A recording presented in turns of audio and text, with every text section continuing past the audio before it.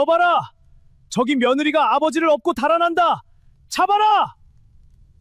시집 온 지 하루도 안 된 새며느리가 병든 시아버지를 등에 업고 한밤중 대문을 뛰쳐나가고 있었습니다. 등잔불도 없는 캄캄한 밤, 여인의 발은 맨발이었고 등에 업힌 노인은 신음조차 내지 못했지요. 뒤늦게 이를 발견한 시집 식구들이 횃불을 들고 소리치며 쫓기 시작하자 잠들었던 마을이 발칵 뒤집혔습니다. 사람들은 영문도 모른 채 갓 들어온 며느리가 실성하여 시아버지를 훔쳐 달아난다며 손가락질했지요. 허나 이 여인이 첫날 밤부터 시아버지를 업고 뛰쳐나온 데에는 세상 그 누구도 짐작 못할 곡절이 있었습니다. 그리고 그 곡절이 밝혀지던 날, 미쳤다, 손가락질하던 사람들은 그만 할 말을 잃고 말았지요. 구독과 좋아요를 눌러주시고 어디서 듣고 계신지 알려주세요.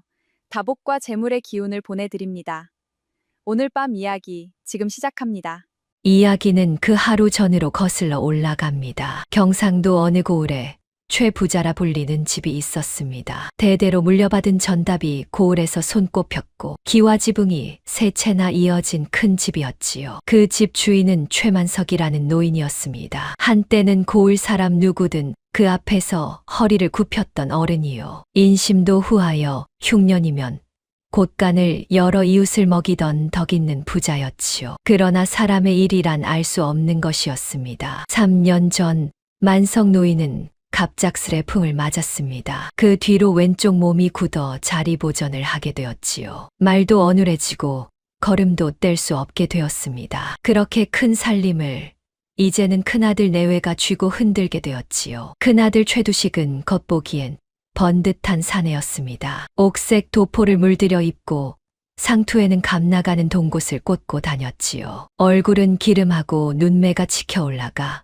언뜻 보면 훤칠해 보이기도 했습니다. 그러나 그 번듯한 것과 달리 속은 이미 썩을 대로 썩어 있었지요. 웃어도 눈은 웃지 않는 사내였습니다. 두식의 병은 노름이었습니다. 젊어서 재미삼아 발을 들인 것이 나이 들수록 헤어날 수 없는 수렁이 되어 있었지요. 아버지가 성할 적에는 그나마 눈치를 보아 조심하던 것이 아버지가 자리에 눕고 살림을 손에 쥐게 되자 아예 고삐가 풀려버렸습니다. 그날 밤도 두식은 고을 어귀의 노름판에 앉아 있었습니다. 화투장을 쥔 손이 가늘게 떨렸지요. 앞에 쌓였던 엽전 꾸러미는 어느새 바닥이 나 있었습니다. 등잔불 아래 두식의 얼굴에는 핏발 선 눈만 번들거렸지요. 큰 서방님, 이제 그만 일어나시지요. 오늘은 영패가 안 붙는 날인가 봅니다. 판을 버린 사내가 능글맞게 웃으며 말했습니다. 그 웃음 속에는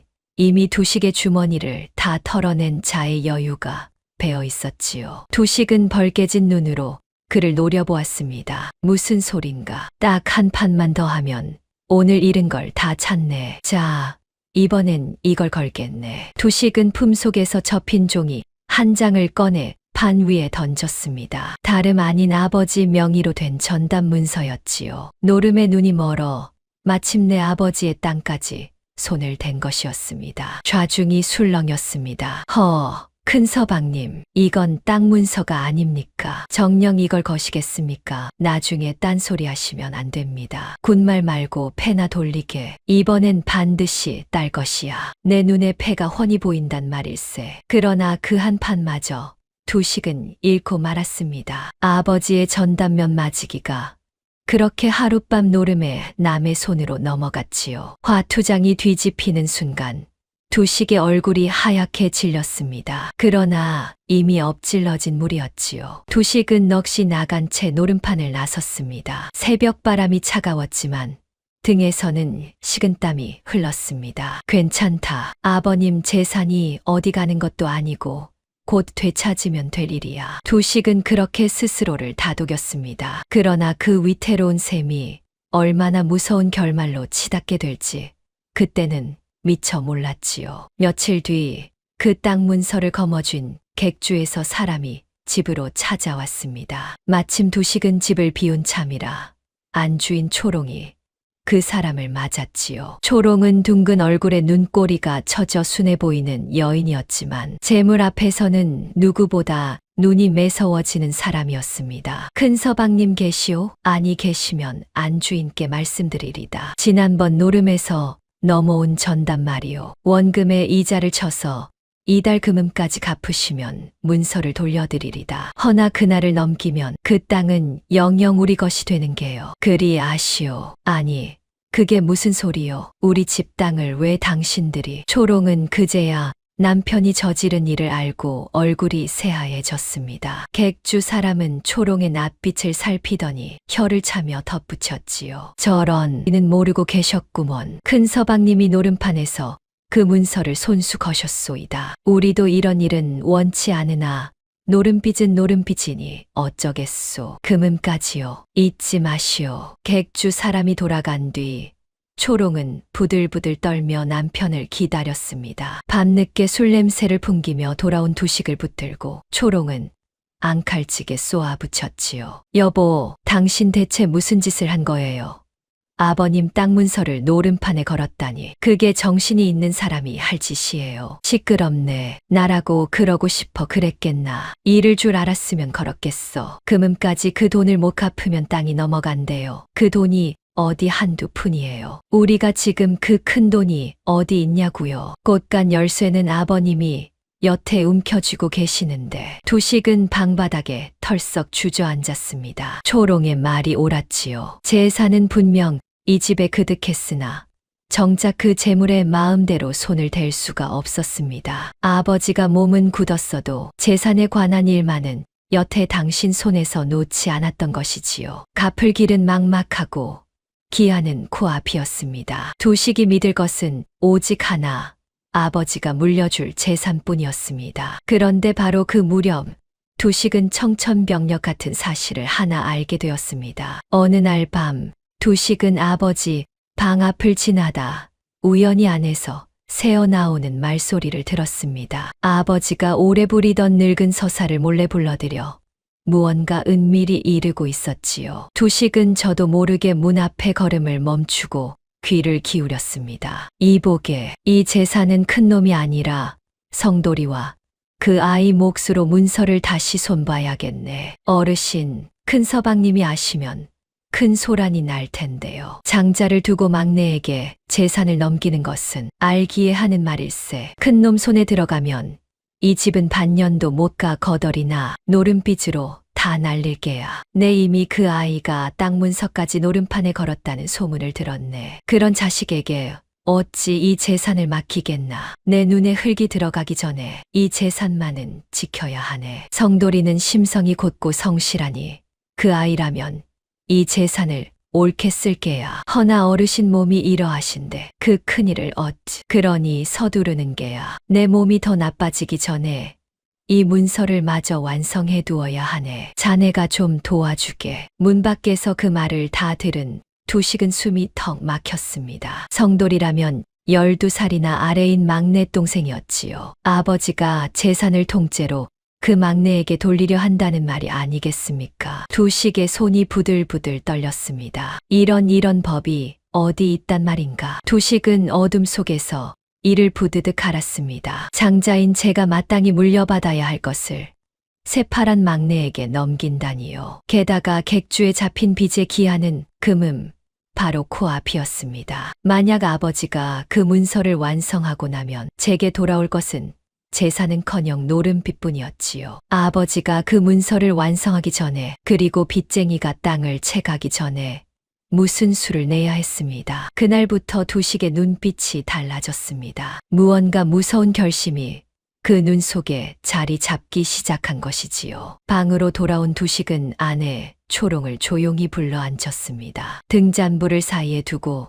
두식은 낮은 목소리로 입을 열었지요. 임자, 큰일 났네. 아버님이 재산을 몽땅 성돌이한테 넘기려 하시네. 문서를 다시 쓰고 계셔. 이대로 가면 우린 땡전 한 푼 못 받고 빈털터리가 돼. 뭐라고요? 아니, 그게 무슨 말이래요. 초롱의 목소리가 앙칼지게 높아졌습니다. 우리가 이 집에서 늙으신 아버님 똥오줌 다 받아내며 모신 세월이 몇 해인데 그걸 그 코흘리개한테 넘긴다고요? 그런 법이 세상에 어디 있대요. 성돌이 그 녀석은 코빼기도 안 비치고 밖으로만 도는데 목소리 낮추게 누가 듣겠네. 나는 억울해서 못 살겠어요. 우리가 뭘 잘못했다고요? 그래. 아버님이 그 문서를 언제 마저 쓰신답디까? 모르지. 허나 서두르시는 눈치였네. 몸이 더 나빠지기 전에 끝내려 하시는 게야. 그러니 아버님이 그 문서를 마저 쓰시기 전에 무슨 수를 내야 하네. 방 안에 무거운 침묵이 흘렀습니다. 화롯불이 타닥타닥 소리를 내며 타들어갔지요. 이윽고 초롱이 목소리를 바짝 낮추어 속삭였습니다. 여보, 어차피 오래 못 사실 몸이잖아요. 푹 맞은 노인네가 얼마나 더 버티겠어요. 그저 조금 일찍 하시는 것뿐이지요. 자네 지금 무슨 말을 하는 겐가? 모른 척 마세요. 당신도 속으로 같은 생각하고 있었잖우. 아버님만 지금 돌아가시면 그 문서는 소용없어져요. 재산은 장자인 당신 것이 되고요. 객주 빚도 갚고 우린 다시 떵떵거리며 살 수 있어요. 언제까지 저 노인네 눈치만 보고 살 거예요? 두 사람의 눈이 등잔불 너머로 마주쳤습니다. 사람으로서 입에 담아서는 안 될 말이 그 밤에 오갔지요. 참으로 무서운 밤이었습니다. 한 번 그 말이 입 밖에 나오자 두 사람은 되돌아갈 수 없는 길로 접어들고 말았습니다. 이튿날 초롱은 집안의 종 하나를 은밀히 불렀습니다. 바우라는 젊은 종이었지요. 미련해 보여도 심성은 여린 아이였습니다. 초롱은 주위를 살피더니 종이에 무언가를 적어 바우의 손에 쥐어 주었습니다. 바우야, 너 장터 약재상에 좀 다녀와야겠다. 가서 이걸 사 오너라. 아무한테도 말하면 안 된다. 특히 아버님 귀에 들어가면 내 목이 성치 못할 줄 알아라. 알겠느냐?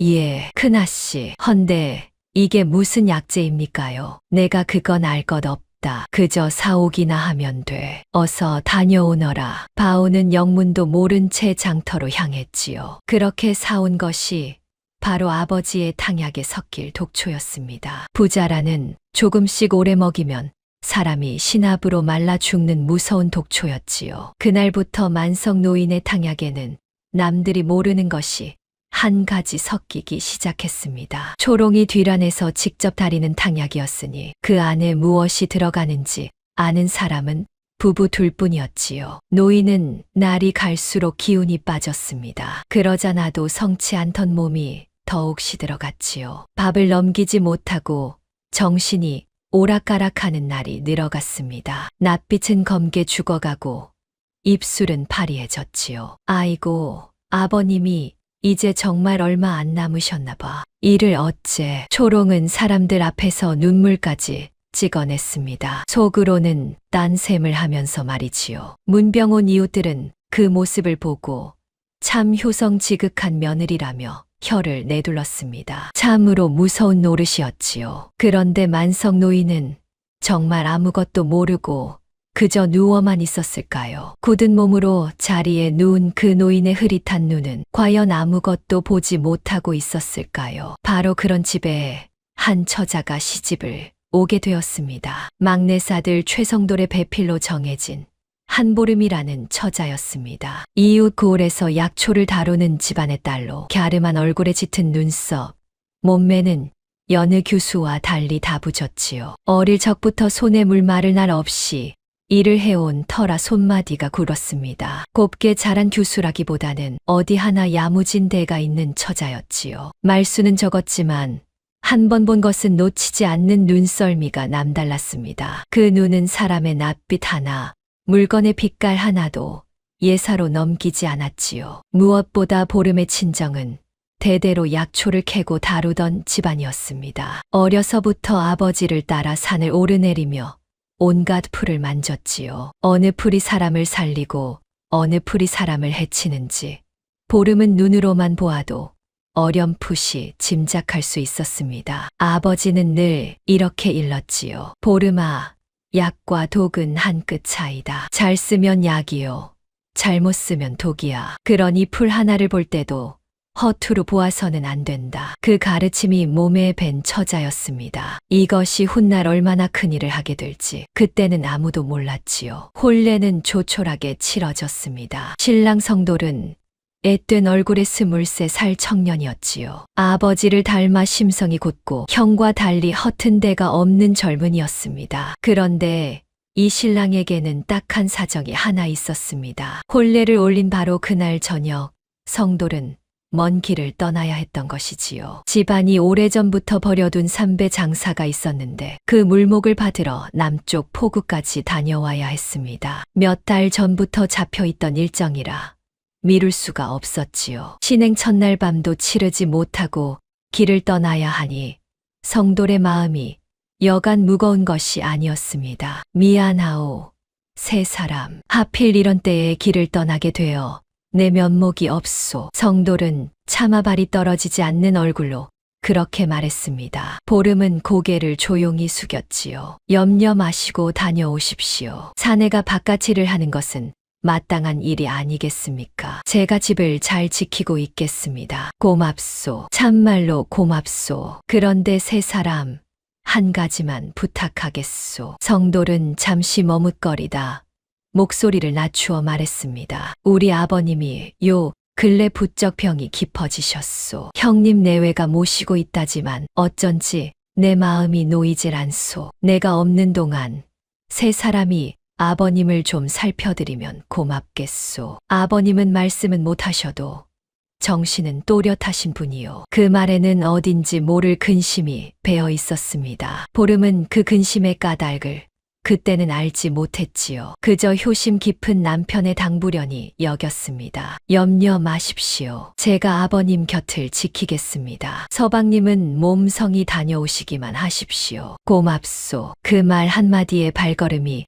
한결 가벼워지는구려. 그렇게 신랑은 첫날 저녁 길을 떠나고 보름은 낯선 시집에 홀로 남았습니다. 아는 이 하나 없는 집, 편이라고는 없는 곳에 말이지요. 신랑마저 떠나고 나니 그 큰 기와 집이 어쩐지 서늘하게만 느껴졌습니다. 그런데 보름은 시집에 든 첫날부터 어딘지 이상한 낌새를 느꼈습니다. 무엇보다 큰 동서 초롱의 태도가 묘했지요. 초롱은 겉으로는 사근사근했으나 유독 시아버지의 탕약에 관해서는 남의 손을 일절 대지 못하게 했습니다. 보름이 며느리 된 도리로 시아버지 약을 챙기려 하자 초롱이 기겁을 하며 가로막았지요. 형님, 아버님 탕약은 제가 다려 올리겠습니다. 새로 든 사람이 정성을 보여드려야지요. 오늘부터 제가 하겠습니다. 보름이 그리 청하자 초롱의 낯빛이 순간 싸늘하게 굳었습니다. 아니,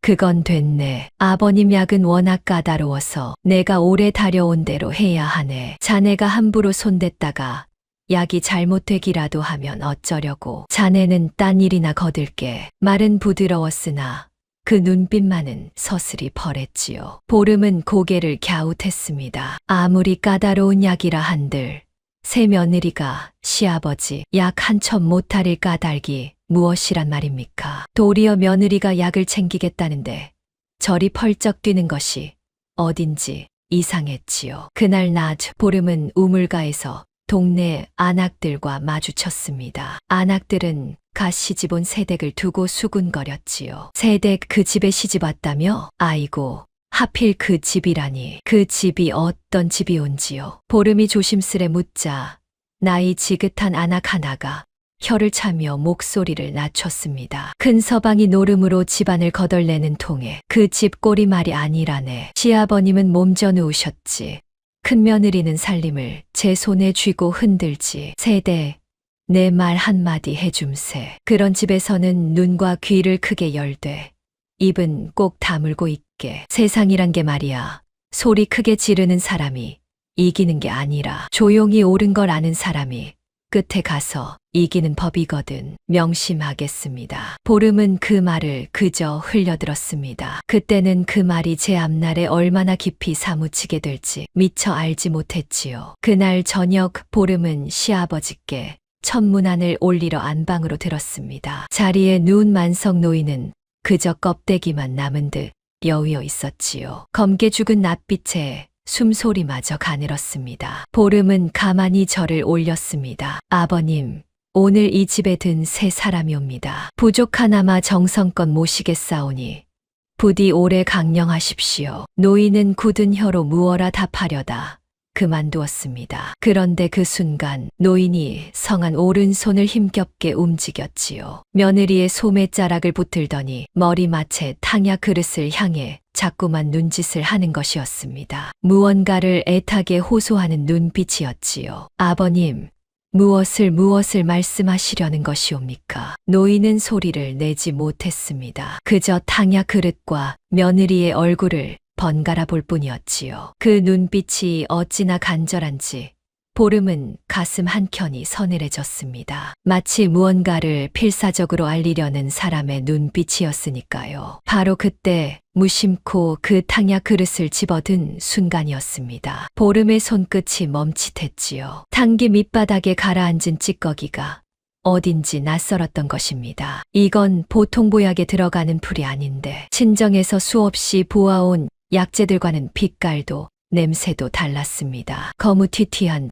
빛깔의 알싸한 냄새. 어릴 적 아버지가 이런 풀은 절대 입에 대서는 안 된다 하고 신신당부하던 바로 그런 결의 풀이었지요. 보름의 등줄기에 소름이 돋았습니다. 그러나 갓 시집온 며느리가 무슨 낯으로 이 집 탕약을 의심하겠습니까? 보름은 짐짓 아무렇지 않은 얼굴로 그릇을 내려놓았지요. 허나 그 가슴 속에는 이미 지울 수 없는 의심 하나가 자리를 잡았습니다. 남편이 떠나며 남긴 그 근심 어린 당부가 문득 다시 떠올랐지요. 아버님은 말씀은 못하셔도 정신은 또렷하시다 하셨지. 그렇다면 아버님은 지금 무언가를 알고 계신 것이 아닐까. 그 의심은 이내 더 큰 것이 되었습니다. 이튿날 아침 보름은 마당을 쓸다가 종 바우가 뒤란에서 무언가를 태우는 것을 보았습니다. 다가가 보니 약재를 쌌던 종이 부스럭이었지요. 바우는 보름을 보자 화들짝 놀라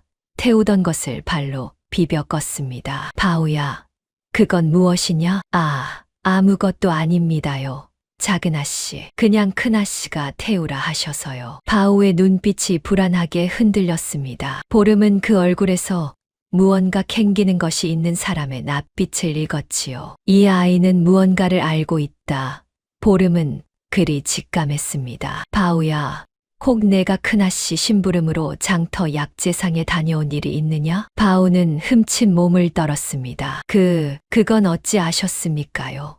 아니, 소인은 아무것도 모릅니다요. 그저 시키는 대로 했을 뿐입니다요. 바우는 얼른 자리를 피하려 했습니다. 보름은 겁먹은 아이를 다그쳐서는 될 일도 안 되겠기에 짐짓 부드럽게 말을 건넸지요. 바우야, 겁내지 말거라. 내 너를 탓하려는 게 아니다. 다만 한 가지만 묻자. 내가 사온 그 약재, 콧빛깔이 거무튀튀하고 냄새가 알싸하지 않더냐? 바우는 대답을 못하고 고개만 숙였습니다. 그 침묵이 곧 대답이었지요. 작은 아씨, 소인은 아무것도 모릅니다요. 그저 큰 아씨가 시키니 사왔을 뿐이고 그게 뭔지도 모릅니다요. 제발 소인은 그냥 두십시오. 바우의 목소리가 떨렸습니다. 이 아이도 무언가 잘못되었음을 어렴풋이 느끼고 있었지요. 다만 종의 처지라 감히 입을 열지 못할 뿐이었습니다. 보름은 더는 몰아붙이지 않았습니다. 이 아이가 언젠가 제 편이 되어줄 수도 있으리라 그리 마음에 새겨두었지요. 보름은 그 뒷모습을 물끄러미 바라보았습니다. 이제 의심은 확신에 가까워지고 있었지요. 초롱이 남의 손을 못대게 하는 탕약, 낯선 독초, 찌꺼기, 시아버지의 애타는 눈빛, 무언가를 감추는 종,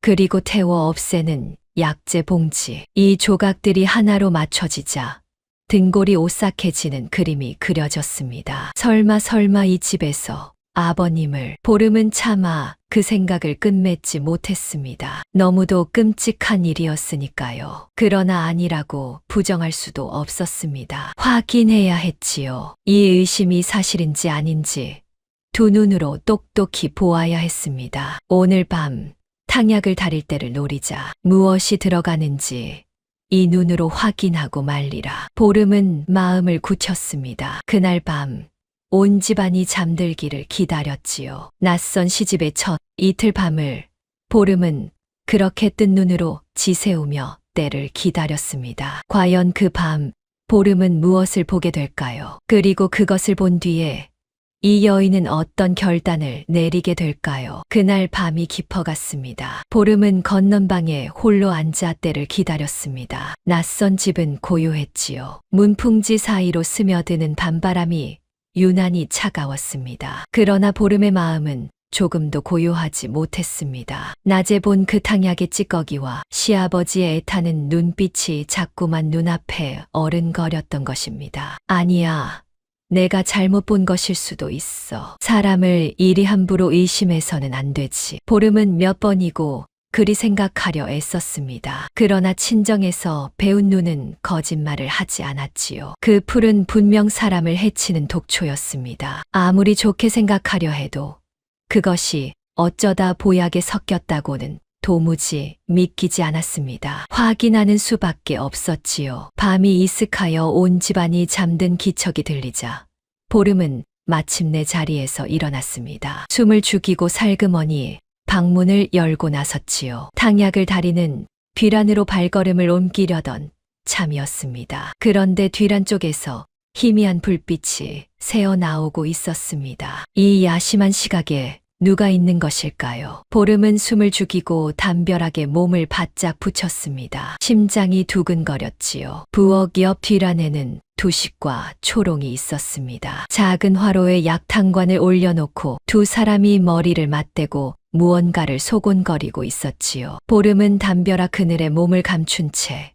그들의 말에 귀를 기울였습니다. 임자, 이만하면 됐겠나? 조금만 더 넣어요. 지난번엔 너무 적었는지 노인네가 아직도 숨이 붙어 있잖우. 보름은 제 귀를 의심했습니다. 초롱의 손에 들린 것은 낮에 본 바로 그 독초였지요. 여인은 그것을 아무렇지 않게 약탕관에 넣으며 태연히 말을 이었습니다. 이번엔 좀 넉넉히 넣읍시다. 사흘이면 넉넉해요. 사흘만 더 이 약을 드시면 아버님도 편안히 눈을 감으실게요.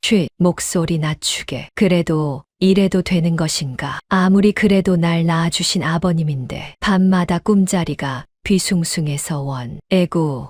인제 와서 무슨 소리 하는 거예요. 사내 대장부가 그리 마음이 약해서 어디 쓰겠어요. 그 문서 마저 쓰시면 우린 길바닥에 나앉아요. 객주 빚은 또 어쩔 거고요. 그게 다 당신이 버린 노름빛 아니에요? 이러다 우리 식구 다 굶어 죽어요. 두식이 무겁게 한숨을 쉬었습니다. 알았네. 알았어. 자네 말이 옳으이. 이미 엎질러진 물인데 이제 와 돌이킬 수도 없지. 그럼요. 딱 사흘이에요. 사흘만 지나면 이 지긋지긋한 살림 걱정도 끝나요. 재산은 몽땅 우리 것이 되고요. 그깟 문서 쪼가리 아버님 돌아가시면 다 소용없는 게지요. 그때 가서 우리가 효자 효부 노릇 실컷 하면 누가 뭐라 하겠어요. 담벼락 뒤에서 그 말을 다 들은 보름은 온몸이 돌처럼 굳어버렸습니다. 세상에 이런 일이 사람의 탈을 쓰고 어찌 저럴 수가. 낮의 의심이 이제 눈앞에 사실이 되어 있었습니다. 시아버지는 병으로 죽어가는 것이 아니었습니다. 큰아들 내외가 독을 먹여 서서히 죽이고 있었던 것이지요. 그것도 사흘 뒤면 숨이 끊어진다 하지 않습니까? 보름의 손끝이 부들부들 떨렸습니다. 보름의 머릿속이 하얗게 얼어붙었습니다. 심장이 미친 듯이 뛰었지요. 그러나 이내 정신을 다잡았습니다. 지금 이 순간 저 노인을 살릴 수 있는 사람은 이 집에 오직 자기 하나뿐이라는 것을 깨달았기 때문입니다. 여기서 자신마저 넋을 놓으면 저 어른은 꼼짝없이 죽고 마는 것이었지요. 어찌해야 하나, 어찌해야 아버님을 구할 수 있나. 보름은 필사적으로 머리를 굴렸습니다. 관아에 고한다 한들 누가 믿어주겠습니까? 시집 온 며느리의 말을, 그것도 이 집 큰 서방을 독살범으로 몰아세우는 말을 말이지요. 증좌라고는 탕약 그릇 하나뿐, 그마저도 저들이 치워버리면 그만이었습니다. 도리어 미친 여자로 몰려 쫓겨나기 십상이었지요. 아니, 쫓겨나는 것으로 끝나면 다행이었습니다. 저들이 입을 막으려 들면 제 목숨마저 위태로울 판이었지요. 그래, 증좌가 있어야 한다. 무엇이든 손에 쥐고 있어야 해. 우물가 그 어른의 말이 옳았어. 조용히 옳은 것을 손에 쥐고 있어야 한다. 그 짧은 순간 보름의 머릿속에는 오만 가지 생각이 스쳤습니다. 그러나 이내 고개를 저었지요. 눈앞에서 사람이 독에 죽어가는데 그것을 못 본 척하고 어찌 발을 뻗고 잘 수 있겠습니까? 하룻밤을 함께했든 10년을 함께했든 시아버님은 시아버님이었습니다. 마음을 정하고 나니 도리어 두려움이 가셨지요. 2식 내외가 뒤란에서 약을 마저 다리는 동안 보름은 급히 안채 부엌으로 몸을 숨겼습니다. 낮에 보아둔 탕약 그릇이 아직 그 자리에 있었지요. 보름은 그릇 밑바닥에 눌어붙은 독초 찌꺼기를 조심스레 헝겊에 긁어 담았습니다. 손이 떨려 몇 번이나 헛손질을 했지만 이를 악물고 갈무리했지요. 언젠가 이것이 진실을 밝힐 유일한 증좌가 되리라 그리 여기며 품속 깊이 감추었습니다. 허나 증좌를 챙긴들 당장 시아버지의 목숨이 경각에 달려 있었습니다. 이 집에 하루라도 더 두면 노인은 사흘을 넘기지 못하고 죽습니다. 그렇다면 길은 하나뿐이었습니다. 모시고 나가는 수밖에 없다. 이 집에서 지금 당장 보름은 이를 악물었습니다. 살그머니 발걸음을 돌려 안방으로 향했지요. 조용히 시아버지 방문을 열었습니다. 아버님, 아버님. 정신 좀 차려보십시오. 만성 노인이 흐릿하게 눈을 떴습니다. 보름은 노인의 귀에 대고 낮게 그러나 또렷하게 속삭였지요. 아버님, 이 집에 계시면 아니 됩니다. 지금 아버님을 해하려는 자가 있사옵니다. 저는 이미 다 알고 있사옵니다. 저 탕약에 독이 들어있다는 것을요. 저를 믿고 잠시 몸을 맡겨주십시오. 제가 반드시 아버님을 살려드리겠습니다. 노인의 흐릿하던 눈에 언뜻 물기가 어렸습니다. 낮에 그토록 애타게 탕약을 눈짓하던 까닭을 이 며느리가 마침내 알아챈 것이었지요. 노인은 성한 오른손을 힘겹게 들어 며느리의 손등을 가만히 두드렸습니다. 어서 가라는 뜻이었지요. 그 손짓에는 하룻밤 전에 처음 본 며느리에게 제 목숨을 맡기는 노인의 절박함이 담겨 있었습니다. 보름은 서둘렀습니다. 노인의 몸에 이불을 둘러 들쳐업었지요. 여인의 몸으로 장정 하나를 엎는 것은 쉬운 일이 아니었으나 다행히 노인은 병으로 여울대로 여위어 있었습니다. 다부진 보름의 등에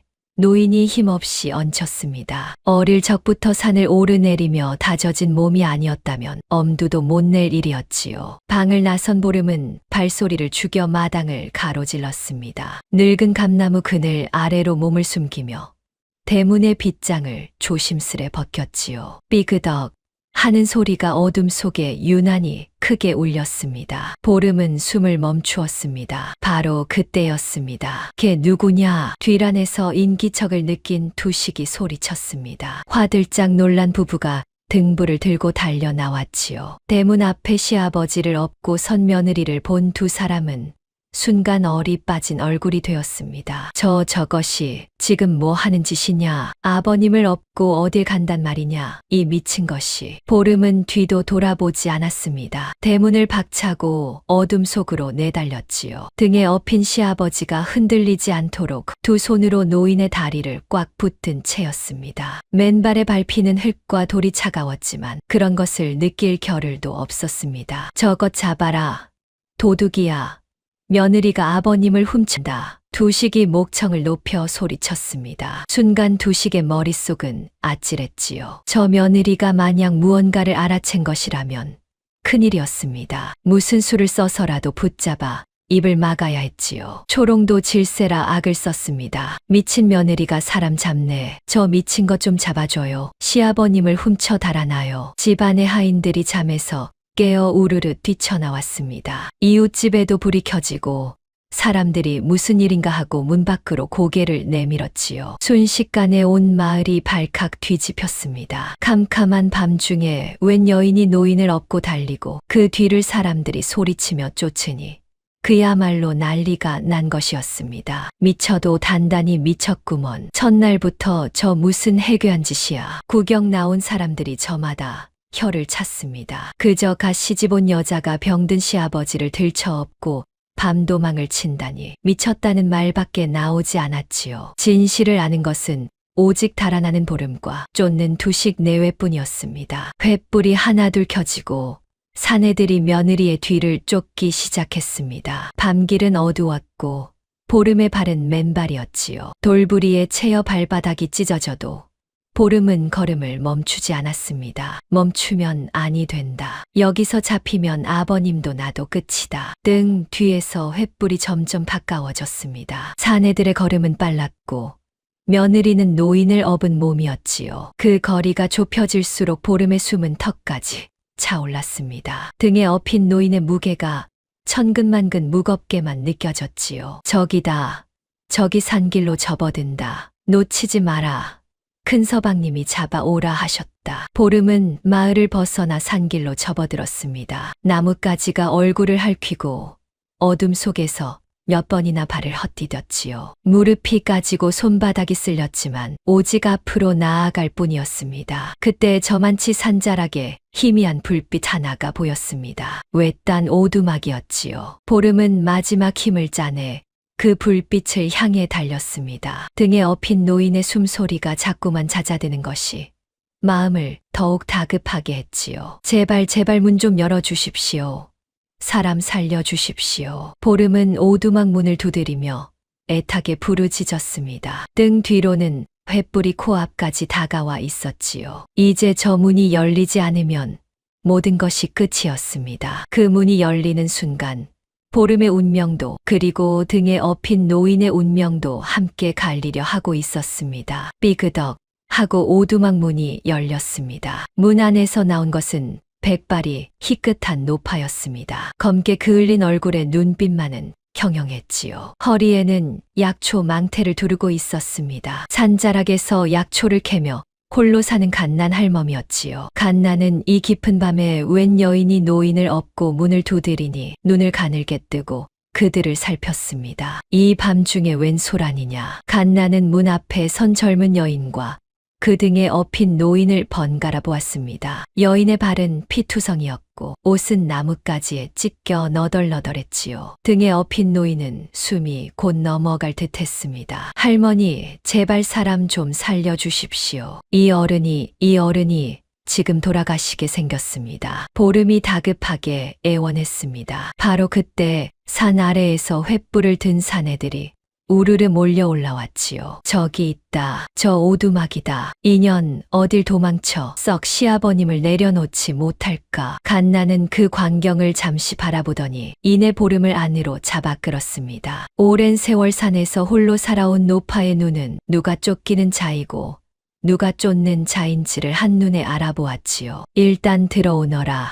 어서. 두식과 하인들이 오두막 앞에 들이닥쳤습니다. 두식은 씩씩거리며 소리쳤지요. 할멈, 그 안에 미친 며느리가 숨어들지 않았소? 당장 내놓으시오. 저것이 우리 아버님을 훔쳐 달아난 도둑년이요. 그러자 갓난이 문 앞을 막아서며 두식을 쏘아보았습니다. 늙었어도 그 기세는 조금도 꺾이지 않았지요. 도둑이라.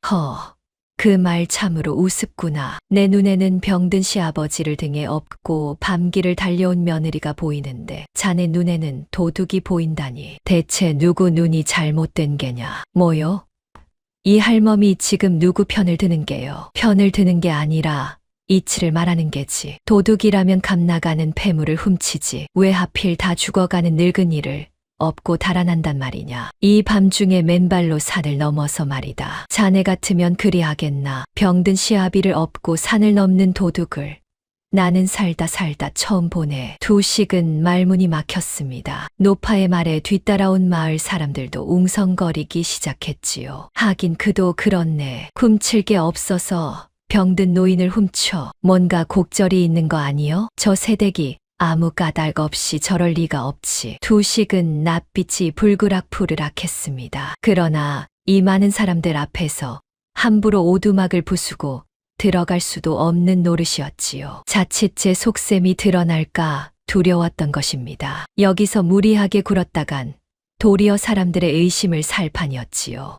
좋소. 오늘은 이만 물러가겠소. 허나 저 미친 며느리 내 반드시 관아에 고하여 잡아들일 것이요. 시아버지를 훔쳐 달아난 죄 결코 가볍지 않을 것이외다. 할멈도 저것을 숨겨준 죄를 물을 터이니 그리 아쉬워. 두식은 이를 갈며 하인들을 이끌고 산을 내려갔습니다. 사람들도 하나둘 흩어졌지요. 오두막에 다시 고요가 찾아왔습니다. 갓나는 그제야 문을 닫고 돌아섰습니다. 보름은 그 자리에 풀썩 주저앉아 눈물을 쏟았지요. 긴장이 풀리자 그동안 참았던 서름이 한꺼번에 밀려왔던 것입니다. 할머니 고맙습니다. 참말로 고맙습니다. 할머니가 아니었으면 울기는 눈물 흘릴 새가 어디 있느냐. 저 어른부터 살리고 봐야지. 자, 이리 눕히거라. 갓나는 노인을 방 안에 눕히고 등불을 가까이 가져와 얼굴을 찬찬히 살폈습니다. 노인의 낯빛은 검푸르게 변해 있었고 입술은 새파랬지요. 갓난의 눈매가 순간 날카로워졌습니다. 그 얼굴은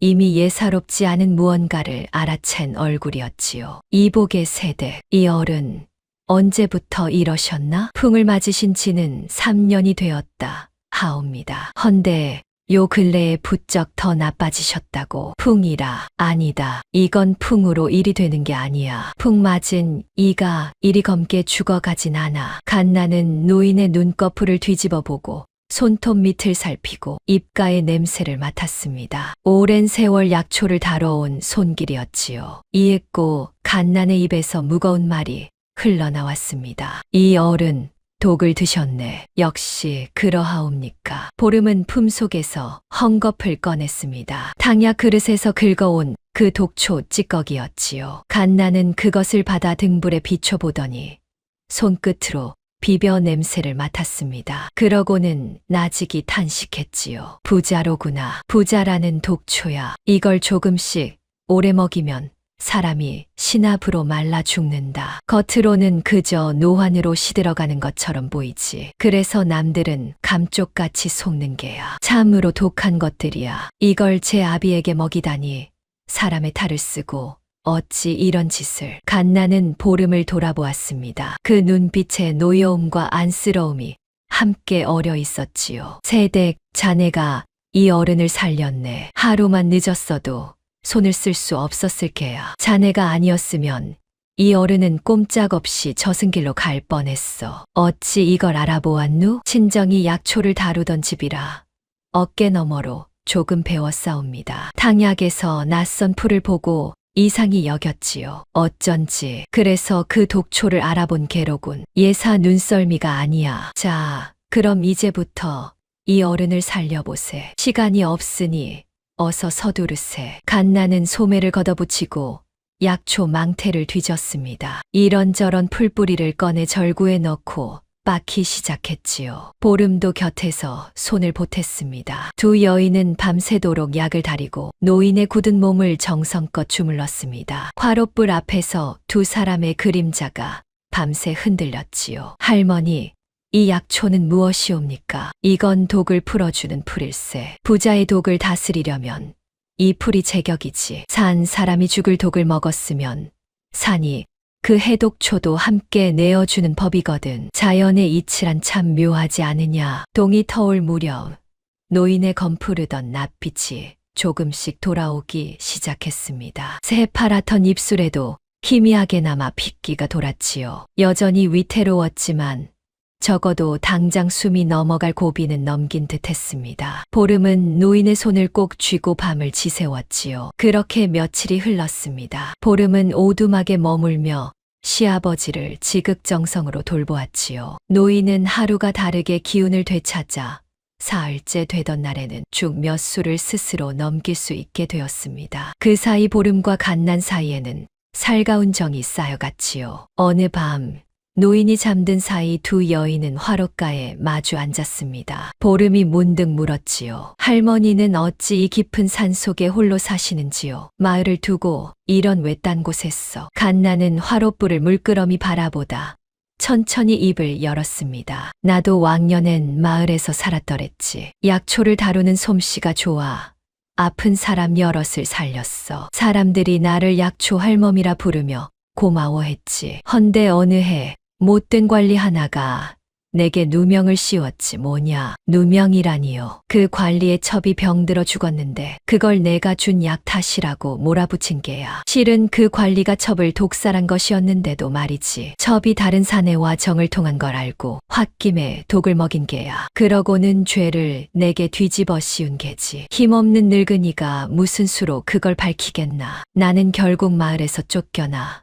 이 산으로 들어온 게야. 벌써 30년 전 일일세. 세상에 그런 억울한 일이 얼마나 원통하셨습니까? 원통하다마다 밤마다 이를 갈며 울었지. 허나 어쩌겠나. 이미 지난 일인 것을. 그래서 나는 안단에 세대 갓나는 보름을 지그시 바라보았습니다. 그 눈빛이 사뭇 진지했지요. 힘없는 사람이 억울한 일을 당했을 때 그걸 밝히는 게 얼마나 어려운지를. 그러니 자네도 명심하게. 저들의 죄를 밝히려면 말만으로는 안 돼. 손에 쥘 수 있는 확실한 증좌가 있어야 하네. 그것도 하나로는 부족해. 여러 개가 있어야 하지. 사람의 말은 바람 같아서 힘 있는 자 앞에서는 이내 흩어지고 말거든. 증인 하나에 기댔다간 그 증인이 겁을 먹거나 매수당하면 모든 게 무너져. 내가 그렇게 당했으니 하는 말일세. 갓난의 그 말은 보름의 가슴에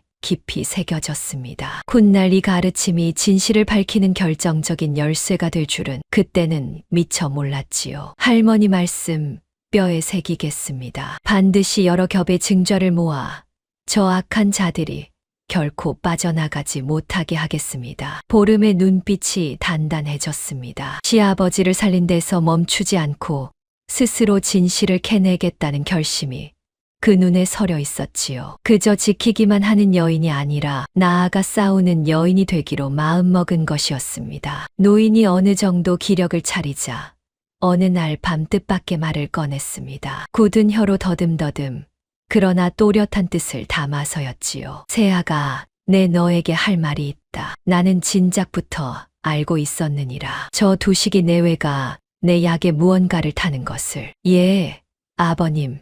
알고 계셨사옵니까? 보름이 놀라 물었습니다. 노인은 힘없이 고개를 끄덕였지요. 알았지. 어찌 모르겠느냐. 약을 먹을 때마다 몸이 무너지는 것을 내 어찌 모르겠느냐. 허나 말을 할 수가 없었다. 혀가 굳어 소리가 안 나오니 그저 눈으로 애원할 뿐이었지. 내가 첫날 그 눈짓을 알아챈 개로구나. 그런데 아버님, 어찌 진작 무슨 수를 쓰지 않으셨사옵니까? 꽃간 열쇠도 쥐고 계셨다는데. 노인의 눈에 눈물이 그렁그렁 맺혔습니다. 그래도 내 자식이 아니냐. 재산을 막내에게 돌리려 한 것도 실은 큰 놈이 마음을 돌리기를 바라서였다. 허나 저것이 이 아비를 죽이려 들 줄은 차마 믿고 싶지 않았느니라. 이 어리석은 아비가 끝까지 자식을 믿으려다 이 지경이 된 게야. 노인의 목이 메었습니다. 자식을 향한 미련과 배신의 아픔이 뒤엉킨 늙은 아비의 눈물이었지요. 보름도 그 마음이 헤아려져 함께 눈시울을 붉혔습니다. 아버님, 이제 염려 마십시오. 제가 반드시 진실을 밝혀 아버님의 한을 풀어드리겠사옵니다. 그런데 바로 그 무렵 산 아래 마을에서는 두식이 또 다른 흉계를 꾸미고 있었습니다. 한쪽에서는 며느리가 진실을 캐려 하고 다른 한쪽에서는 큰아들이 그 입을 막으려 하니 두 사람의 싸움은 이제부터가 시작이었습니다. 산을 내려간 두식은 밤새 잠을 이루지 못했습니다. 며느리를 오두막에서 놓친 것이 못내 불안했던 것이지요. 저 미친 며느리가 정신을 차린 아버지와 함께 무슨 짓을 벌일지 생각할수록 등골이 서늘했습니다. 여보, 저 며느리가 꼭 무언가 눈치챈 게 아닐까요? 자꾸만 마음이 놓이질 않아요. 아버님이 저 오두막에서 깨어나시며 초롱이 불안한 얼굴로 물었습니다. 두식은 이를 부드득 갈았지요. 눈치를 챘든 아니든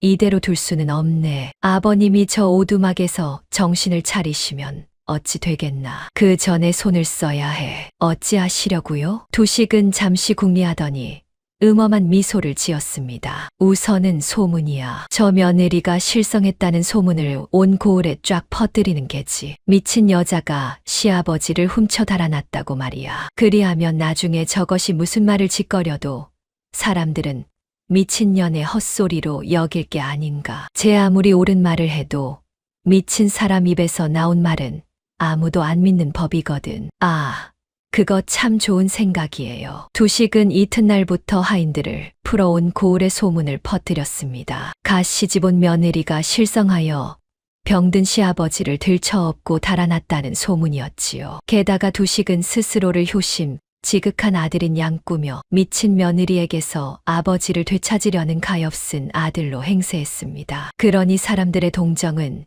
온통 두식에게 쏠렸지요. 보름은 얼굴도 모른 채 온 고을에서 미친 여자로 낙인 찍혔습니다. 참으로 교활한 수작이었지요. 진실은 캄캄한 어둠 속에 묻히고 거짓이 대나처럼 활개를 쳤습니다. 그러나 두식의 간계는 거기서 그치지 않았습니다. 소문만으로는 마음이 놓이지 않았던 것이지요. 두식은 그 길로 관아를 찾아 이방 경식이라는 자를 은밀히 만났습니다. 경식은 오랜 세월 이 고을 관아의 문서와 송사를 주무르던 아전으로 돈이라면 사족을 못 쓰는 위인이었지요. 이복의 이방, 이 돈은 자네에게 주는 성의일세. 실은 우리 집에 미친 며느리가 하나 들었는데 병드신 아버님을 훔쳐 산속에 숨겨두고 내놓질 않네. 만약 그 며느리가 관아에 나타나거든 사또께 닿기 전에 자네가 먼저 처리해주게. 실성한 것이 아버님을 훔친 죄인이니 잡아 가두면 그만이야. 그것이 무슨 헛소리를 짓거리든 미친 여자의 말이니 고지 들을 것 없네. 경식은 묵직한 엽전 꾸러미를 슬며시 소매에 넣으며 희죽 웃었습니다. 허허, 큰 서방님도 참 그런 일이라면 염려 붙들어 매십시오. 새로 오신 사또가 아직 이 고을 물정을 모르시니 백성이 올리는 송사는 다 이 경식의 손을 거쳐야 사또께 닿습니다. 미친 며느리 하나쯤 사또 얼굴 구경도 못하고 옥에 쳐넣는 거야 일도 아니지요. 두 사람은 음흉하게 마주보며 웃었습니다. 강직한 현감이 새로 부임했다 한들 그 밑에 썩은 아전 하나가 이리 농간을 부리니 보름이 아무리 증좌를 들고 온들 사또 앞에 서기조차 어렵게 된 것이었지요. 두식은 이제 하늘이 두 쪽 나도 제가 이 길이라 여겼습니다. 한편 오두막의 보름은 그런 소문이 도는 줄도 모르고 증좌를 모을 궁리에 골몰하고 있었습니다. 할머니, 저들이 쓴 그 부자라는 독은 아무 데서나 구할 수 있는 것이 아니지 않습니까?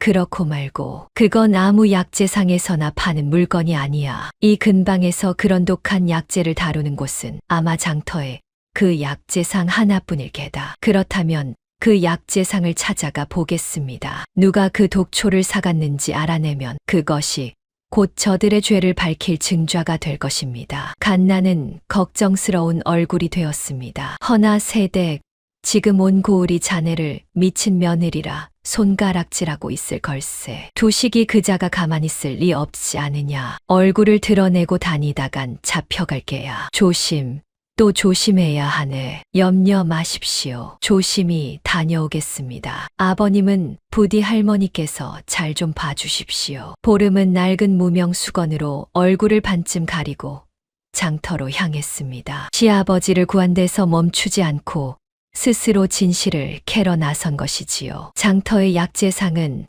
나이 지긋한 사내가 지키고 있었습니다. 보름은 짐짓 아무렇지 않은 얼굴로 이런저런 약재를 묻는 척하다가 슬며시 말을 꺼냈지요. 저 혹 이곳에서 부자라는 약재도 파시는지요. 약재상 사내의 눈빛이 순간 흔들렸습니다. 부자는 왜 찾으시오? 그건 함부로 쓰는 물건이 아닌데. 실은 저희 집안에 오래 병을 앓는 어른이 계셔서 약에 쓸까 하고. 부자를 약에 쓴다. 그건 잘못 쓰면 사람 잡는 독이요. 아무에게나 파는 게 아니란 말이오. 보름은 짐짓 놀란 척하며 물었습니다. 어머, 그리 위험한 것이옵니까? 헌데 이 근방에 그런 걸 사가는 사람이 있기는 하나요? 약재상은 처음엔 경계하며 입을 다물었습니다. 낯선 손님에게 단골의 일을 함부로 발설할 수는 없었던 것이지요. 그러나 보름이 짐짓딱한 사정을 늘어놓으며 넌지시 떠보자 사내도 슬며시 경계를 풀었습니다. 하기야 남 얘기지만 요 근래 좀 이상한 일이 있긴 했소. 어느 댁에서 종을 보내 그 부자를 사흘이 멀다 하고 여러 차례 사갔지 뭐요. 나야 파는 사람이니 캐묻진 않았소만 대체 그 많은 부자를 어디다 쓰나 싶어 뒤가 캥기긴 했소. 약에 쓴다기엔 양이 너무 많았거든. 그 댁이 혹 어느 댁이 온지요?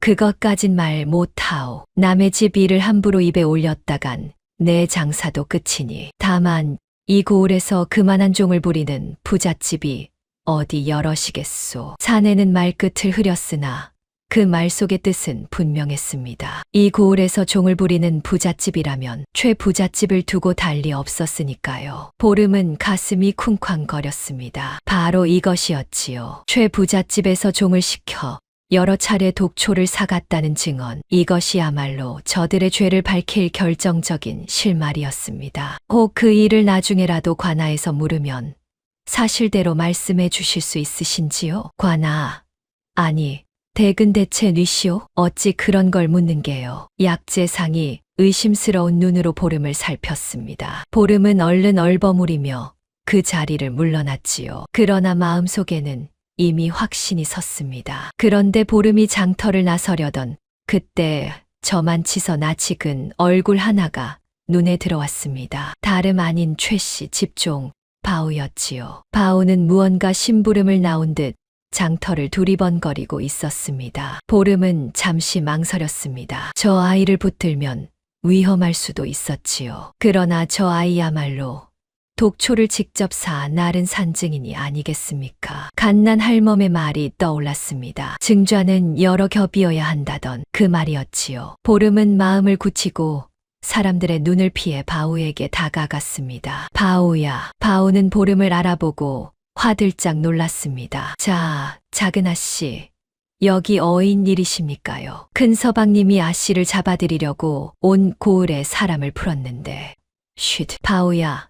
잠깐이면 된다. 내 말 좀 들어주려무나. 보름은 바우를 으슥한 골목으로 데려갔습니다. 그러고는 나직하지만 간곡하게 말했지요. 바우야, 내가 큰아씨 심부름으로 사 나른 그 약재. 그게 무엇인 줄 아느냐? 그건 사람을 죽이는 독이란다. 부자라는 독초야. 큰 서방 내외가 그 독을 아버님 탕약에 타서 아버님을 서서히 죽이려 한 게야. 내가 사 나른 그것으로 말이다. 예, 도독이라니요. 소인은 그저 약인 줄로만 세상에 그런 무서운 것이었습니까요? 바우의 얼굴이 새하얗게 질렸습니다. 보름은 그 어깨를 가만히 붙들었지요. 바우야, 나도 안다. 내가 종의 처지라 시키는 대로 할 수밖에 없었다는 걸. 네, 죄가 아니야. 허나 내가 나른 그것으로 아버님이 돌아가시면 너도 사람 죽인 일에서 아주 벗어날 수는 없단다. 지금이라도 바른 말을 하면 너는 죄를 면할 수 있어. 도리어 아버님을 살린 사람이 되는 게지. 부디 아버님을 살리는 일에 힘을 보태다오. 바우는 한참을 고개 숙인 채 떨었습니다. 종으로 살아온 세월,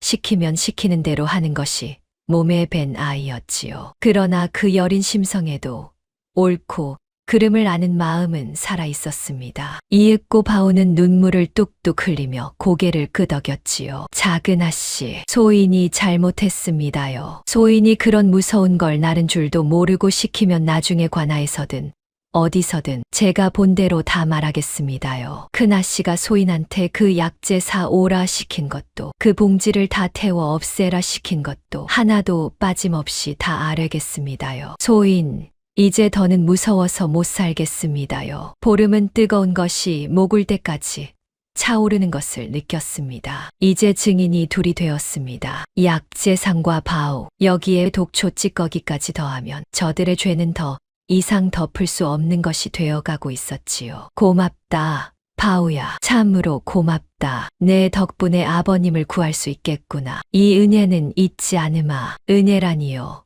당치 않습니다요. 소인이 되레 죄를 지었는데 오두막으로 돌아가는 길, 보름은 걸음을 재촉하면서도 자꾸만 뒤를 돌아보았습니다. 증좌는 모았으나 이것을 어찌 관아까지 무사히 가져갈지가 문제였지요. 온 고을이 저를 미친 며느리라 손가락질하는 판이니 관아에 닿기도 전에 붙들리면 모든 것이 물거품이 될 터였습니다. 보름은 다시 오두막으로 걸음을 재촉했습니다. 마음속에는 이미 진실을 밝힐 그림이 하나둘 그려지고 있었지요. 독초 찌꺼기, 약재상의 증언, 바오의 증언. 이 세 겹의 증좌가 있으면 제 아무리 뻔뻔한 두식이라도 빠져나가지 못하리라 여겼습니다. 오두막에 돌아온 보름은 그날 알아낸 것을 갓난에게 소상히 전했습니다. 할머니, 약재상의 증언에 바오의 증언까지 얻었습니다. 이만하면 저들의 죄를 밝힐 수 있지 않겠습니까? 잘했네. 네, 참으로 잘했어. 세 겹의 증좌라. 독초 찌꺼기, 약재상, 그리고 그 종놈까지. 이만하면 어지간한 관리라도 눈 감아주기 어려울 게야. 갓나는 흐뭇하게 고개를 끄덕이면서도 이내 눈빛을 무겁게 했습니다. 허나 방심은 금물일세. 힘 있는 자는 언제나 빠져나갈 구멍을 찾는 법이거든. 특히 그 약재상, 그자가 미덥지 않아. 장사하는 사람은 돈 앞에서 마음이 쉬 흔들리는 법이니 두시기가 돈을 찔러주면 그 입이 어찌 변할지 모르네. 갓난의 그 말은 훗날 그대로 들어맞게 됩니다. 그러나 그때 보름은 세 겹의 증좌를 얻었다는 안도감에 그 경고를 깊이 새기지 못했지요. 그날 저녁 오두막에서는 반가운 일이 있었습니다. 만성 노인이 마침내 자리에서 일어나 앉을 수 있게 된 것이지요. 검게 죽었던 낯빛에 사람의 혈색이 돌아왔습니다. 아버님이 정신을 온전히 차리셔야 관하에서 저들의 죄를 증언하실 수 있사옵니다.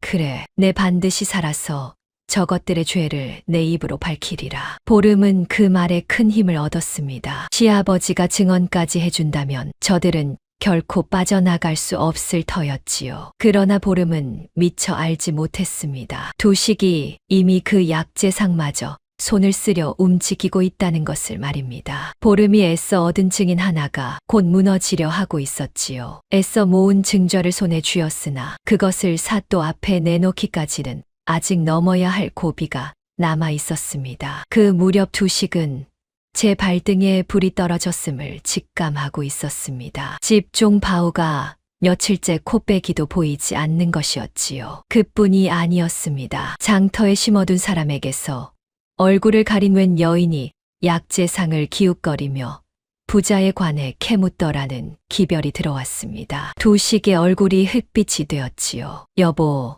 아무래도 그 며느리예요. 그년이 약재상까지 알아냈으면 이제 우리 죄가 다 드러나는 거 아니에요. 게다가 바오 그놈까지 사라졌으니 초롱이 새파랗게 질려 안절부절 못했습니다. 두식은 방 안을 서성이며 이를 갈았지요. 안 되겠네. 이대로 손 놓고 있다간 우리가 먼저 오라를 받겠어. 우선 그 약재상 놈부터 입을 막아야 해. 그놈이 관하에서 입을 열면 끝장이야. 두식은 그날로 약재상을 은밀히 찾아갔습니다. 엽전 꾸러미를 상 위에 턱 올려놓으며 낮은 목소리로 으름장을 놓았지요. 이보게, 혹 누가 와서 부자를 누가 사갔는지 묻거든 자네는 아무것도 모른다 하게. 최 부잣집 이야기는 입도 뻥끗 말란 말이야. 이 돈은 그 입값일세. 만약 허튼 소리를 짓거리면 자네 장사도 이 고을에서 더는 못하게 될 줄 알게. 아니, 장사만 못하게 되는 걸로 끝나지 않을 게야. 약재상은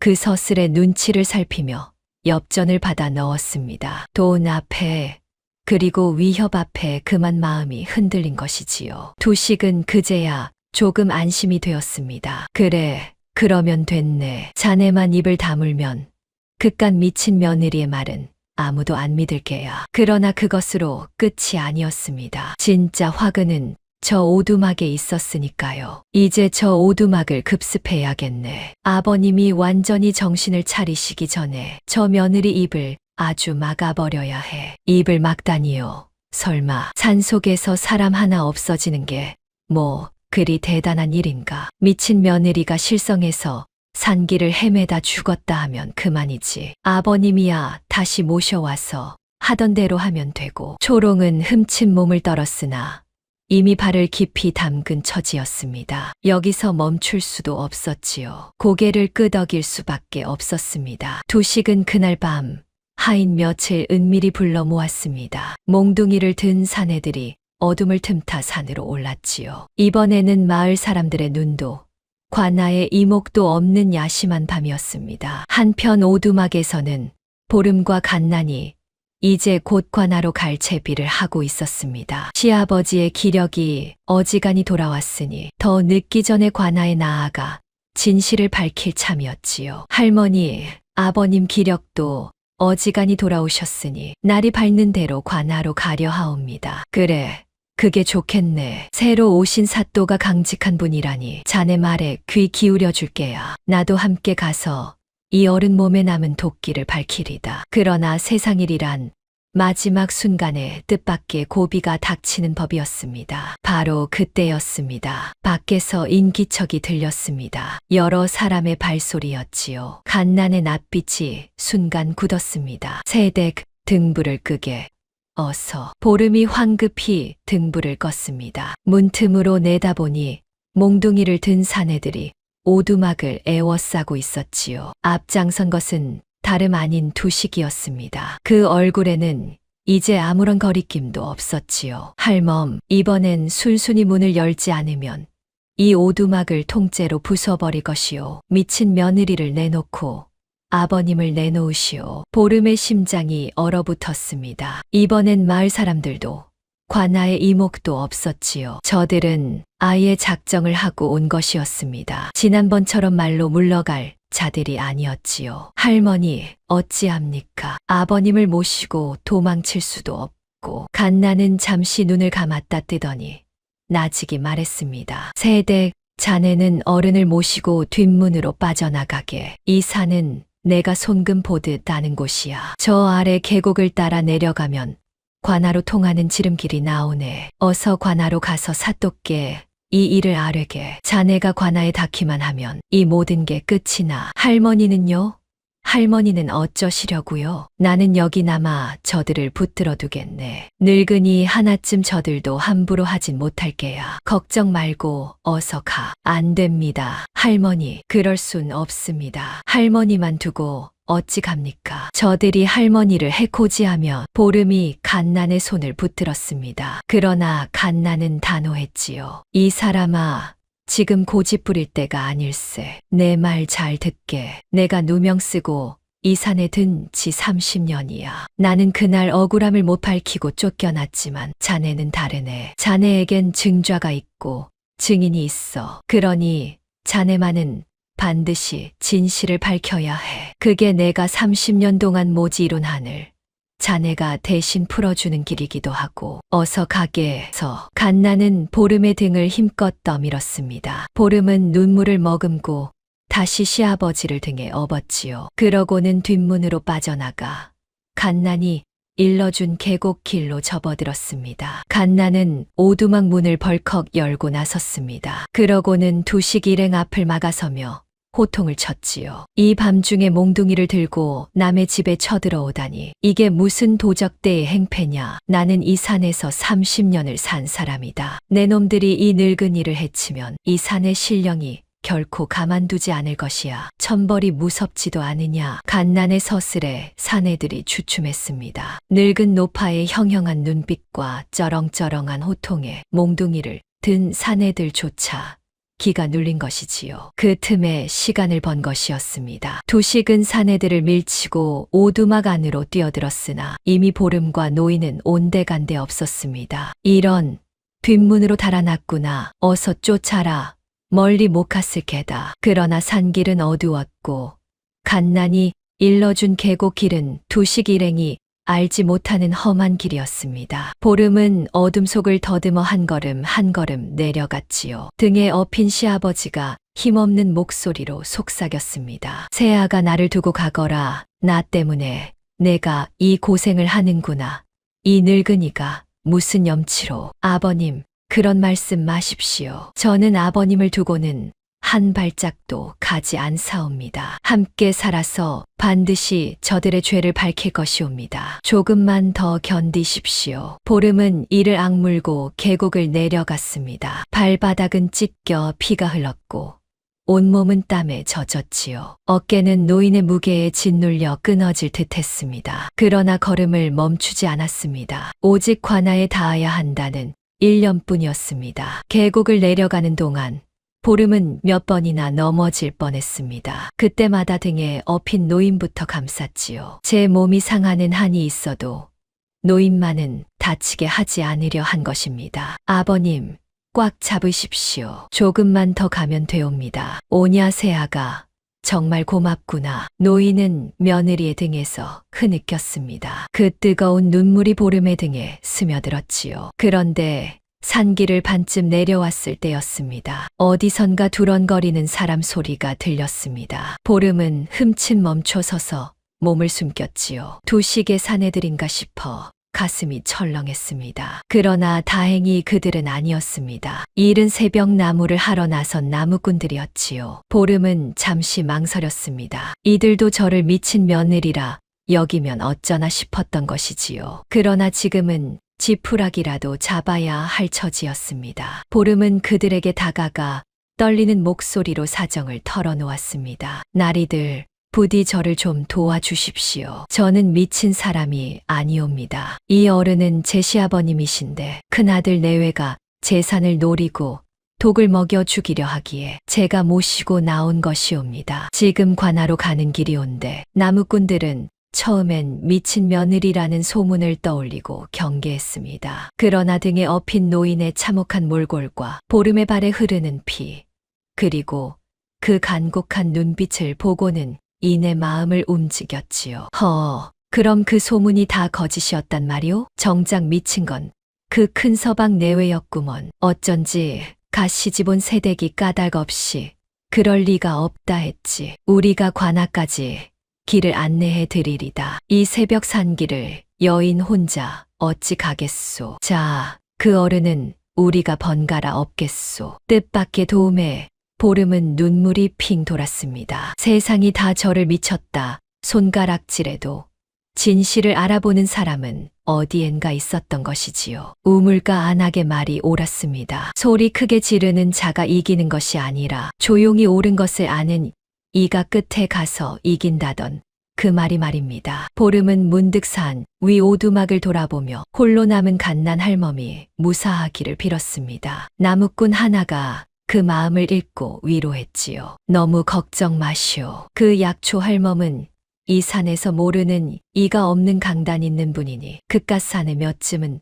능히 상대하고 남을게요. 건장한 나무꾼들이 번갈아 노인을 업으니 걸음이 한결 빨라졌습니다. 동이 트기 시작할 무렵 마침내 저 멀리 관아의 지붕이 보였지요. 보름은 나무꾼들의 부축을 받으며 마지막 힘을 다해 관아를 향해 걸음을 재촉했습니다. 이제 저 관아에 닿기만 하면 강직하다는 사또께 진실을 앓을 수 있으리라 여겼지요. 그러나 보름은 알지 못했습니다. 그 관아에 두식이 이미 함정을 파두었다는 것을 말입니다. 관아에 다다른 보름은 시아버지를 업은 채 마당에 엎드려 외쳤습니다. 사또, 억울한 백성이 아뢰옵니다. 부디 이 사연을 들어주시옵소서. 그러나 동원에서 나온 것은 사또가 아니었습니다. 관복을 걸친 아전 하나가 거들먹거리며 나오더니 보름을 위아래로 훑어보았지요. 다름 아닌 이방 경식이었습니다. 두식에게 돈을 받고 바로 이 순간을 기다리고 있던 자였지요. 내가 최 부잣집에서 병든 시아비를 훔쳐 달아났다는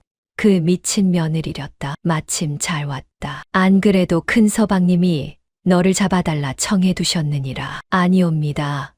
나리, 소인은 미치지 않았사옵니다. 시아버님을 훔친 것이 아니라 큰아들 내외가 독을 먹여 죽이려 하기에 살리려 모시고 나온 것이옵니다. 부디 사또를 뵙게 해주십시오. 독을 먹여? 허허. 이것이 아주 실성을 했구나. 감히 반가의 큰 서방님을 독살범으로 몰아 미친 것에 입에서 별소리가 다 나오는구나. 나리 소인에게 증좌가 있사옵니다. 여기.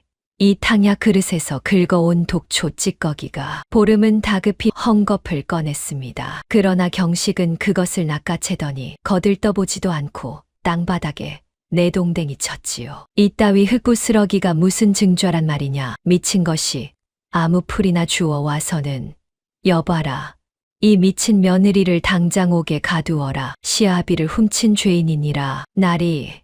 아니 되옵니다. 제발 사또를 뵙게 해주십시오. 나리. 보름은 절규했으나 아전의 손짓에 관노들이 우르르 달려들었습니다. 보름은 시아버지에게서 억지로 떼어져 그대로 옥으로 끌려갔지요. 등에 업혔던 만석 노인도 관노들의 손에 넘어갔습니다. 그토록 애써 지켜온 시아버지가, 그토록 애써 모은 증좌가 관아 문턱에서 한순간에 물거품이 되고 만 것이었습니다. 아버님, 아버님, 새아가 두 사람의 애타는 부름이 관아 마당에 울려 퍼졌으나 아무 소용이 없었습니다. 보름은 차디찬 옥에 갇히고 땅바닥에 흩어진 독초 찌꺼기는 관노의 발에 짓밟혀 흩어졌지요. 진실은 다시 어둠 속에 묻히는 듯 했습니다. 옥에 갇힌 보름은 차디찬 흙바닥에 주저앉아 하염없이 눈물을 흘렸습니다. 여기까지 발이 찢기도록 달려왔건만 그 모든 것이 허실이 되고 만 것이었지요. 그러나 그때 우물가 안악의 말이 다시 귓가에 울렸습니다. 조용히 옳은 것을 아는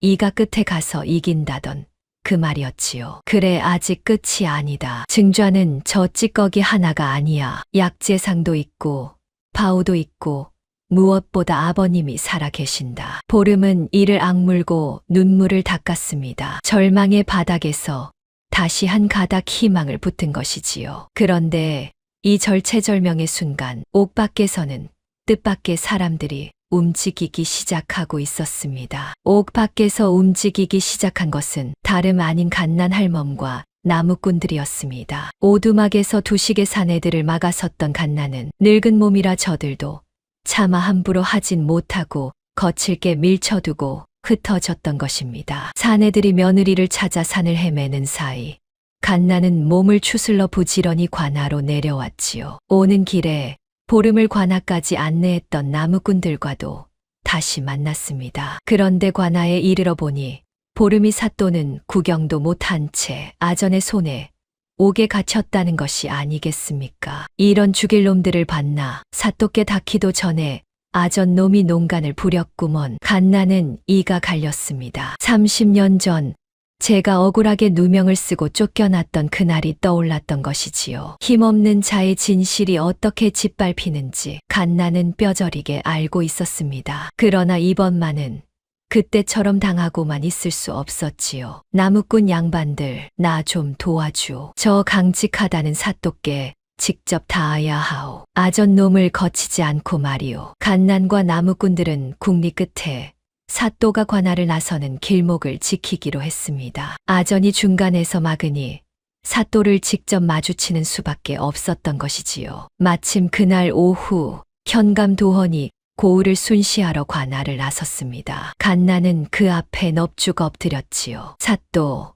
억울한 백성이 아뢰옵니다. 부디 이 늙은이의 말을 들어주시옵소서. 도헌이 걸음을 멈추었습니다. 무슨 일이냐? 말해보라. 삿도, 오늘 아침 이 관아에 병든 노인을 업고 온 며느리가 있었사옵니다. 헌데 그 며느리가 삿도는 뵙지도 못하고 이방 경식의 손에 미친 죄인으로 몰려게 갇혔사옵니다. 허나 그 며느리는 미치지 않았사옵니다. 도리어 그 집 큰아들 내외가 재산을 노려 제 아비를 독살하려 한 것을 며느리가 목숨 걸고 구해낸 것이옵니다. 뭐라? 독살. 도헌의 눈빛이 번뜩였습니다. 실은 도헌도 요 며칠 이방 경식의 행동이 어딘지 석연치 않다 여기던 참이었지요. 갓 부임하여 아직 아전들을 다 꿰뚫지는 못했으나 무언가 미심쩍은 낌새를 느끼고 있었던 것입니다. 그런데 백성이 노인을 업고 왔다는 사건을 경식은 제게 한마디 보고도 올리지 않았지요. 그 노인을 독살하려 했다는 증좌가 있느냐? 있사옵니다. 삿도, 소인이 그 노인을 직접 살핀 사람이옵니다. 소인은 30년을 산에서 약초를 다뤄온 늙은이온데 그 어른은 풍으로 시든 것이 아니라 부자라는 독을 오래 먹어 죽어가고 있었사옵니다. 소인이 그 독을 다스려 어른을 살려냈으니 지금 그 어른의 몸을 살피시면 남은 도끼가 곧 증좌가 될 것이옵니다. 또한 장터의 약재상과 그 집종 바우도 증인이옵니다. 도헌은 낯빛이 굳었습니다. 강직한 관리의 마음에 불의를 향한 노여움이 타올랐지요. 괘씸한지고 내 관아에서 그런 농간이 벌어지고 있었단 말이냐. 여봐라, 당장 관아로 돌아가 그 며느리와 노인을 동원으로 데려오라. 그리고 이방 경식과 최 부잣집 큰아들도 모조리 잡아들여라. 관아가 발칵 뒤집혔습니다. 옥에 갇혔던 보름이 풀려나 동원으로 불려 나왔지요. 병든 만석 노인도 부축을 받아 나왔습니다. 이방 경식은 사색이 되어 끌려 나왔고 뒤늦게 소식을 들은 두식도 관아로 붙들려 왔지요. 도헌은 준엄하게 국문을 시작했습니다. 먼저 며느리 보름이 그간의 일을 낱낱이 아뢰었습니다. 첫날 탕약에서 독초를 발견한 일, 뒤란에서 두식 내외의 밀담을 엿들은 일, 그리하여 시아버지를 업고 나올 수밖에 없었던 일을 말이지요. 두식은 뻔뻔하게 발뺌했습니다. 사또, 저것은 다 미친 며느리의 헛소리옵니다. 가 시집온 며느리가 무슨 수로 그런 것을 안단 말이옵니까? 증좌라고는 흙부스러기 하나뿐이었는데 그마저도 내가 매수한 아전이 짓밟아 없앴겠다. 도헌의 서리빨 같은 말에 두식의 얼굴이 하얗게 질렸습니다. 이방 경식은 들으라. 내 어찌 백성의 송사를 사또에게 올리지 않고 제멋대로 죄인을 가두었느냐? 최 부잣집 큰아들에게 무엇을 받았느냐? 바른대로 고하지 않으면 내 죄까지 함께 다스릴 것이다. 경식은 그만 털썩 무릎을 꿇었습니다. 제 목이 달아날 판이 되자 두식을 감쌀 여유 따위는 없었지요. 사또 소인이 죽을 죄를 지었사옵니다. 실은 저 큰 서방이 소인에게 돈을 주며 며느리가 오거든 사또께 닿기 전에 옥에 가두라 하였사옵니다. 소인은 그저 돈에 눈이 어두워 이런 죽일 놈이 있나. 두식이 펄쩍 뛰었으나 이미 엎질러진 물이었습니다. 매수한 아전마저 등을 돌리니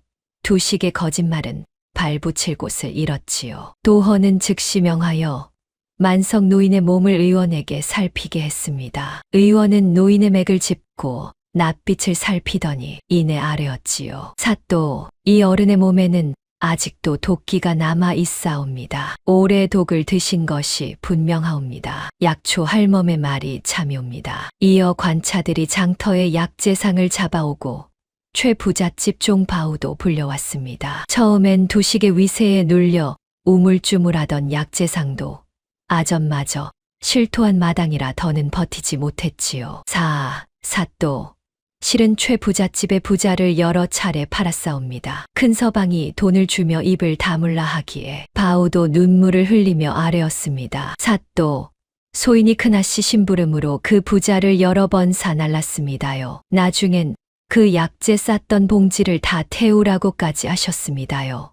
소인이 다 보았습니다요. 독초 찌꺼기, 노인의 몸에 남은 도끼, 약재상의 자백, 바우의 증언, 매수된 아전의 실토까지 증좌가 겹겹이 쌓이니 그토록 뻔뻔하던 두식도 마침내 무릎이 꺾였습니다. 바로 그때였습니다. 그동안 며느리의 부축을 받아 앉아있던 만석 노인이 굳은 혀를 힘겹게 움직여 입을 열었습니다. 사또 이 늙은이가 한 가지 더 아를 것이 있소이다. 모두의 시선이 노인에게 쏠렸습니다. 노인의 눈에는 자식을 향한 미련을 마침내 끊어낸 자의 비장함이 서려 있었지요. 저 두식이가 사람을 도구로 해친 것이 이번이 처음이 아니오. 동헌이 술렁였습니다. 두식의 얼굴이 흙빛으로 변했지요. 여러 해 전 내가 아직 성하던 시절이요. 저놈에게 노름빚을 받으러 다니던 자가 하나 있었소. 그 자가 자꾸 집으로 찾아와 빚 독촉을 하니 저놈이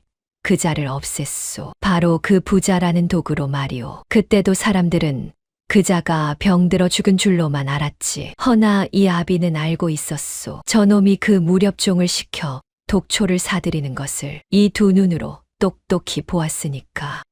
아버님.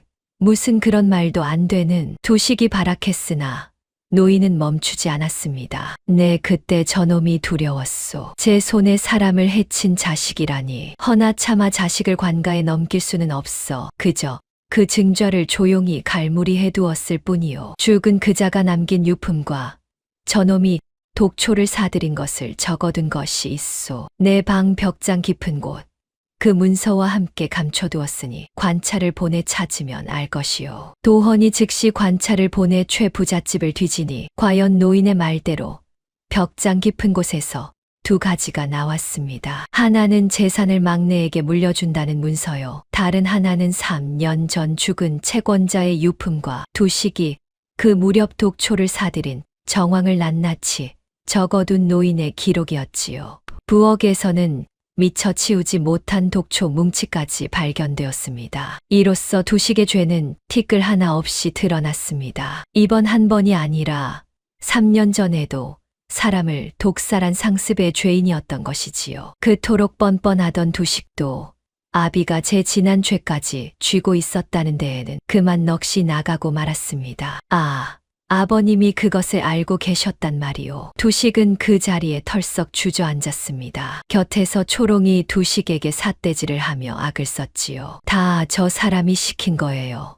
사또, 나는 아무것도 몰랐어요. 닥쳐라. 내년이 몸소 종을 시켜 독초를 사다 내 손으로 약을 다리지 않았느냐. 두식과 초롱은 서로에게 죄를 미루며 볼썽사납게 다투었습니다. 조금 전까지 한통속이던 부부가 서로를 물어뜯는 꼴에 지켜보던 이들이 모두 고개를 절레절레 저었지요. 또한 현감은 마침내 준엄하게 판결을 내렸습니다. 최두식과 그 처는 들으라. 너희는 재물에 눈이 멀어 낳아준 아비를 독살하려 했고 이미 3년 전에도 사람을 도구로 해친 상습의 죄인이다. 이는 사람으로서 결단코 용서받지 못할 천하의 패륜이다. 너희 두 사람을 옥에 가두고 그 죄를 상급 관하에 올려 목숨으로 다스릴 것이다. 또한 이방 경식은 백성의 송사를 농간하고 뇌물을 받았으니 그 죄 또한 엄히 물을 것이다. 노름빚에 잡혀 남의 손에 넘어간 전답은 그 내막을 밝혀 마땅히 바로잡을 것이다. 두식과 초롱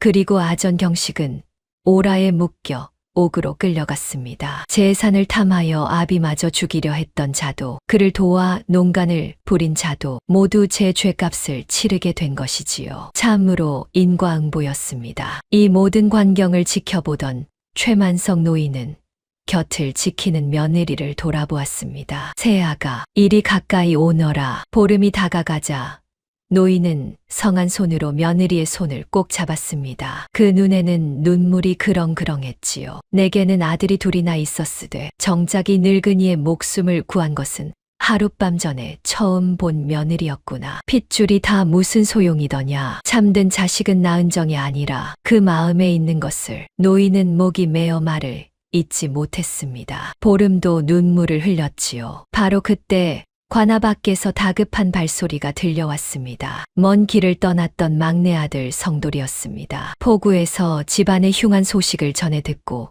밤낮 없이 달려온 것이지요.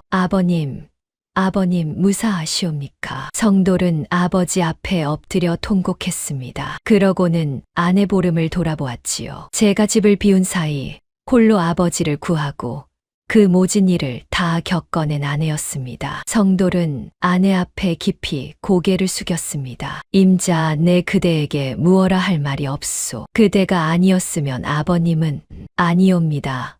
서방님, 소첩은 그저 사람의 도리를 했을 뿐이옵니다. 곁에서 이 광경을 지켜보던 갓난 할멈이 노인을 향해 껄껄 웃으며 말했습니다. 어르신, 이 늙은이한테 고마워하실 것 없소이다. 이 어른을 살린 것도 저 악한 것들을 밝힌 것도 다 저 며느리 손에서 나온 일이니 나는 그저 곁에서 조금 거들었을 뿐이요. 참으로 복받은 집안이요.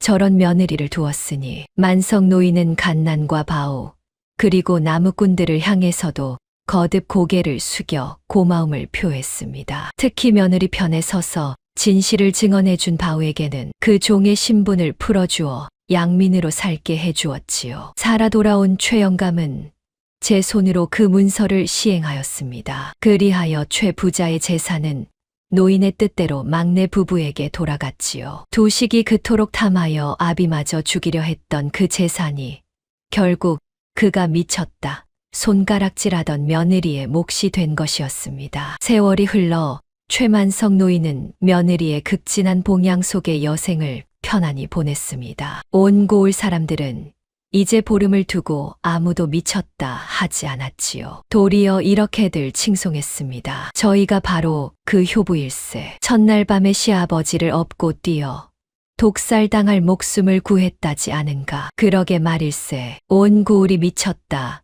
손가락질할 때 실은 저희 혼자만 제정신이었던 게야. 소리 크게 지르는 사람이 이기는 게 아니라 조용히 옳은 걸 아는 사람이 끝에 가서 이긴다더니 참말이었어. 그렇습니다. 제정신이라는 것은 소리 높여 떠드는 자에게 있는 것이 아니었습니다. 온 세상이 손가락질하여도 홀로 옳은 길을 알고 묵묵히 그 길을 가는 자에게 있는 것이었지요. 미친 며느리라 불리던 한 여인이 실은 온 고을에서 가장 맑은 정신을 지닌 사람이었다는 이 이야기는 오늘날까지도 그렇게 전해지고 있습니다. 다음 영상을 빠르게 만나보시려면 좋아요와 구독을 눌러주세요. 지금 화면에 나오는 더 재미있는 영상들도 함께 해주세요. 그럼 모두 행복한 하루 보내세요. 감사합니다.